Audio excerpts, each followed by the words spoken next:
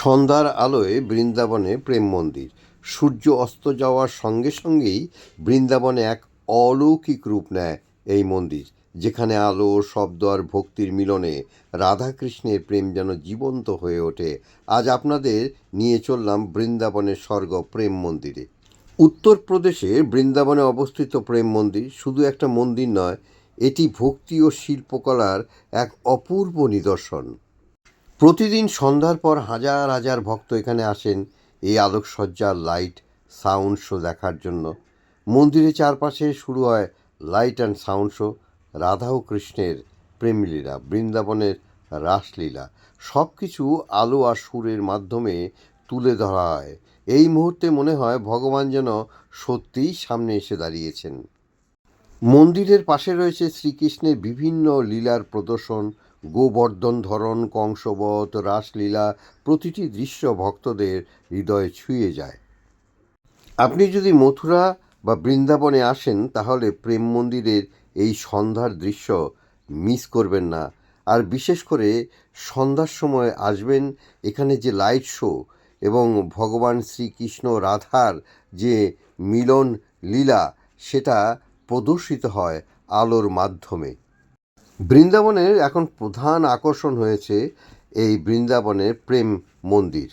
বৃন্দাবনের প্রেম মন্দির সন্ধ্যার অন্ধকারে এক অনন্য রূপ নেয়। আলোকসজ্জা, লাইট অ্যান্ড সাউন্ড শো, রাধাকৃষ্ণের প্রেমলীলা এবং শ্রীকৃষ্ণের বিভিন্ন লীলার প্রদর্শন সব মিলিয়ে এটি বৃন্দাবনের অন্যতম আকর্ষণ। মন্দিরের ভিতরে সাদা মার্বেলের কারুকার্য এবং বাইরে আলোয় ঝলমল পরিবেশ হাজার হাজার ভক্তকে আকৃষ্ট করে। এই ভিডিওতে দেখবেন প্রেম মন্দিরের night view, light and sound show, Radhakrishna ও শ্রীকৃষ্ণ লীলার দৃশ্য, মন্দিরের অপূর্ব কারুকার্য। জলের ভিতর আপনি ভাবতেই পারবেন না কিভাবে মহাভারতের সেই কাহিনীগুলো প্রদর্শিত হচ্ছে একের পর এক, যা দেখলে পরে চোখ জুড়িয়ে যায়।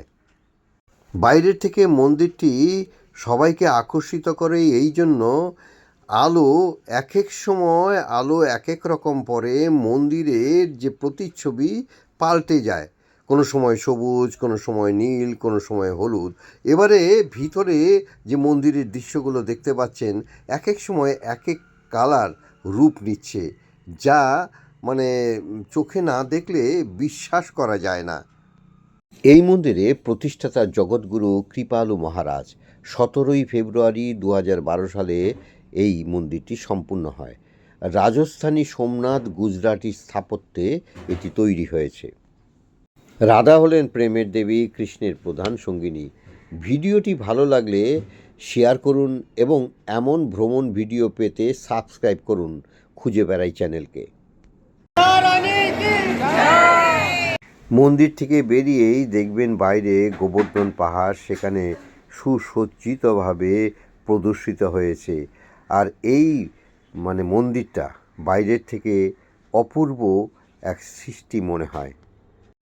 বাগানে রাধাকৃষ্ণের যুগল মিলনের যে চিত্রটি প্রদর্শিত হয়েছে, সবাই দেখে এটা মুগ্ধ হবেনই।